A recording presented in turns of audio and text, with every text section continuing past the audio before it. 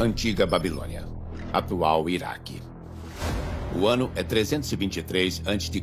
e Alexandre o Grande está doente.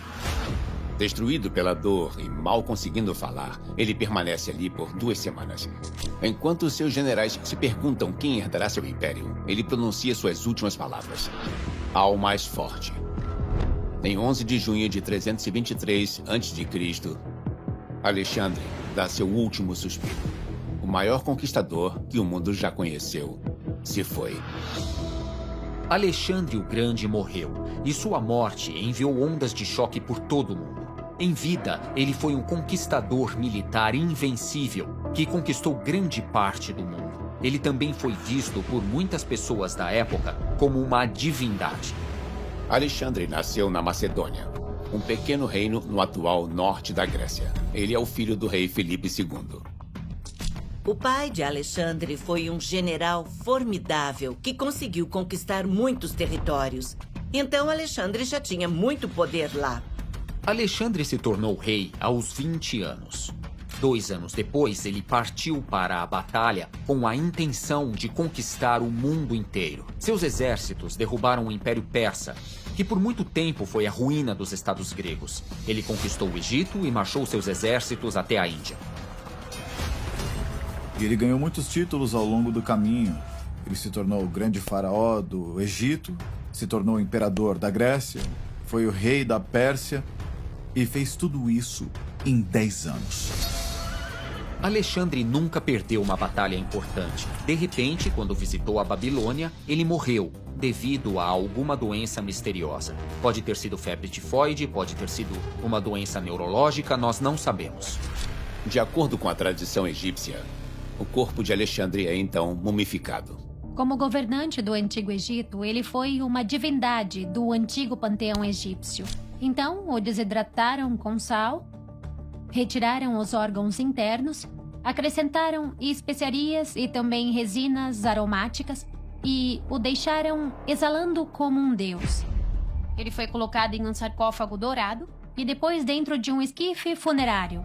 Esse esquife ou carroça funerária foi concebido como um templo ostentoso.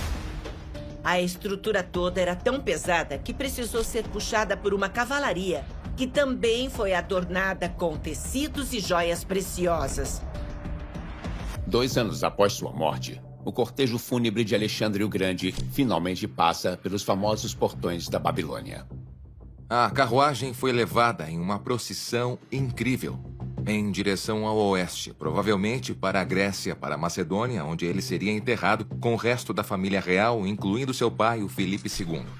E à medida que avançava para o oeste, atravessando as cidades do novo império de Alexandre, multidões se aproximavam para poder vê-lo, fazendo fila, desejando-lhe boa sorte. Deve ter sido incrível. É claro que, quando o Alexandre faleceu, ele não esperava uma morte tão prematura. Por isso, houve um vácuo de poder e todos os seus generais queriam apoderar-se de tanta terra e legitimidade quanto possível. A certa altura, durante a passagem pela Síria, um dos generais, Ptolomeu I, sequestrou o corpo de Alexandre e o levou consigo para o Egito, onde o colocou numa cidade real chamada Mênfis. Ptolomeu queria o corpo de Alexandre porque sentia que aquilo reforçaria seu próprio poder no Egito, que ele assumiu para si desde que Alexandre morreu.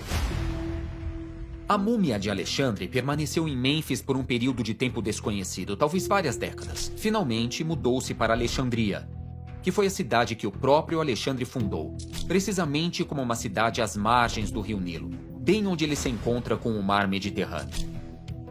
Sabemos da Biblioteca de Alexandria, basicamente a primeira universidade do mundo. Não era apenas uma coleção de livros, era para lá que iam os estudiosos, então aquele se tornou o centro intelectual do mundo. E como levar aquela ideia para casa? Ele pegou o corpo de Alexandre e o colocou em um lindo mausoléu.